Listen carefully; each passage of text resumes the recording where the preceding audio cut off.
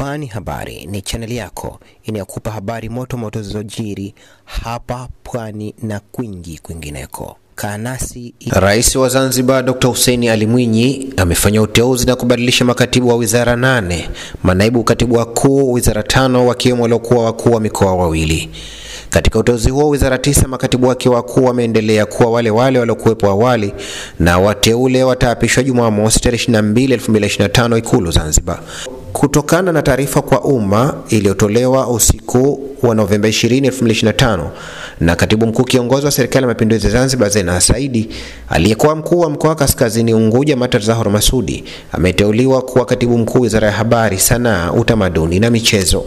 Taarifa hiyo imeeleza kuwa Salama Mbarku Atibu aliyekuwa mkuu wa mkoa Kaskazini Pemba ameteuliwa kuwa katibu mkuu wizara ya vijana, ajira na uwekezaji.